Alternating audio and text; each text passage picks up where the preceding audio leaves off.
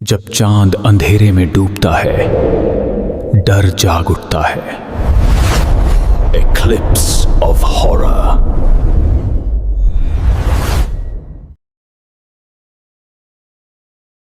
आज की कहानी सुनने के बाद शायद आप भी किसी के तुम्हारे पीछे कौन है वाले सवाल को हल्के में नहीं लेंगे।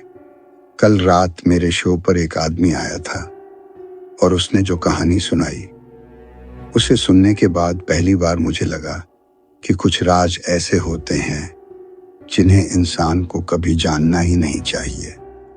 वह आदमी इन सब बातों पर यकीन नहीं करता था, न टैरो कार्ड पर, न ज्योतिष पर, न किस्मत के इशारों पर। लेकिन उसकी उस समय की गर्लफ्रेंड इन सब चीजों में गहरी दिलचस्पी रखती थी। एक रात बस यूं ही उसने उससे कहा कि वह उसके कार्ड पढ़ना चाहती है। उसने हंसकर हामी भर दी। उसे सब कुछ थोड़ा नाटक जैसा लगा। कमरे की हल्की पीली रोशनी, अगरबत्ती और मोमबत्तियों की मिलीजुली गंध, मेज पर बिछा गहरे रंग का कपड़ा और उसके ऊपर रखी पुरानी सी गड्डी, जैसे बहुत सारे हाथों से गुजरते गुजरते उसमें कोई अजीब थकान बस गई हो।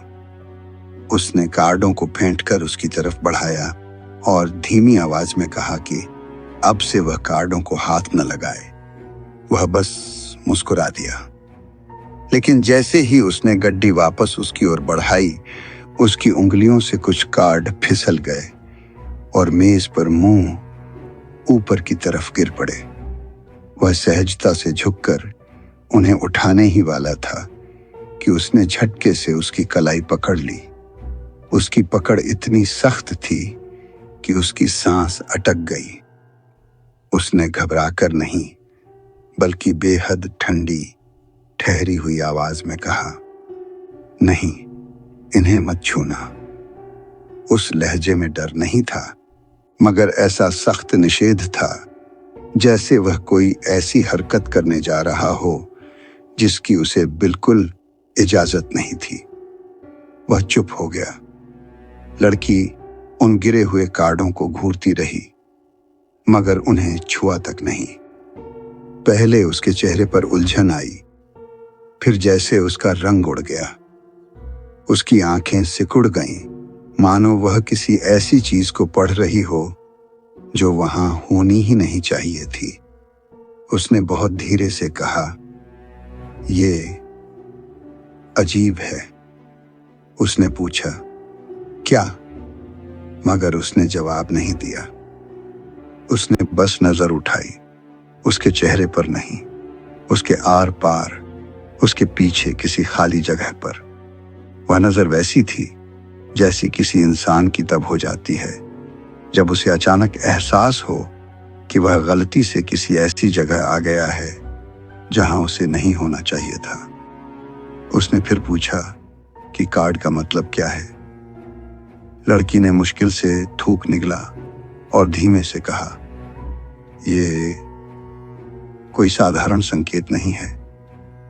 इसमें एक रक्षक दिख रहा है, कोई जो तेरे साथ है और उसका होना किसी समझौते की वजह से है। वह हल्का सा हंस पड़ा और बोला कि वह उसके साथ मजाक कर रही है। लेकिन लड़की ने उसी सावधानी से, जैसे हर शब्द चुनकर बोल रही हो, पूछा, क्या तू कभी लगभग मर चुका है?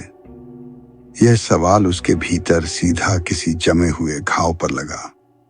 उसका गला सूख गया, बदन में ठंड सी उतर गई।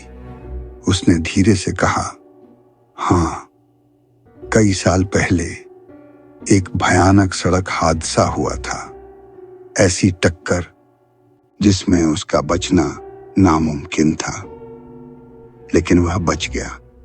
लड़की के हाथ कांपने लगे। उसने अगला सवाल किया, क्या तुझे गोद लिया गया था? वह एकदम सन्न रह गया। उसने पूछा, तुझे ये कैसे पता? लेकिन लड़की चुप रही। उसी पल मेज पर पड़ा एक कार्ड अपने आप कुछ इंच खिसक गया, फिर दूसरा। उसने कुर्सी पीछे धकेली और घबराकर खड़ा हो गया। ये क्या कर रही हो तुम? लड़की के हाथ कार्डों से बहुत दूर थे, फिर भी वे धीरे धीरे सरक रहे थे, जैसे कोई अदृश्य उंगलियां उन्हें एक नए क्रम में सजा रही हों, जैसे किसी पुराने बही खाते का हिसाब फिर से खोला जा रहा हो। कमरे की हवा अचानक भारी हो गई। मोमबत्ती की लौ कांपने लगी, जबकि खिड़कियां बंद थीं। लड़की ने सिर हिलाया और फुसफुसाई, मुझे ये नहीं देखना चाहिए था। उसने पूछा, किस बारे में? लड़की ने गड्डी की ओर हाथ बढ़ाया, मगर अचानक वहीं ठिठक गई। उसकी आंखें उसके कंधे के पीछे कमरे के उस हिस्से पर जा टिकीं जहां कुछ भी नहीं था। कम से कम उसे तो कुछ नहीं दिख रहा था। फिर लड़की के होंठ कांपे और वह बहुत धीमी, लगभग माफी मांगती आवाज में बोली, मुझे माफ कर दीजिए। सच में मुझे नहीं पता था कि इसे इसके बारे में पता नहीं होना चाहिए। अगर पता होता तो मैं ये कार्ड कभी नहीं खोलती। अब उसकी आवाज और भी नीचे चली गई, जैसे वह किसी और से बात कर रही हो, किसी ऐसी मौजूदगी से जो चुप रहकर भी कमरे पर हावी थी। मैं दोबारा ऐसा नहीं करूंगी। उसके शरीर में सिहरन दौड़ गई। उसने हिम्मत जुटाकर पलटकर पीछे देखा। बैठक खाली थी। दरवाजे के पास कोई नहीं। गलियारे में सन्नाटा पसरा था। दीवारें वैसे ही खड़ी थीं। छायाएं वहीं थीं जहां पहले थीं। कुछ भी नहीं। एक पल के लिए उसे लगा शायद वह वहम में है, और तभी बिना किसी चेतावनी के पूरे घर की बत्तियां एक साथ बुझ गईं।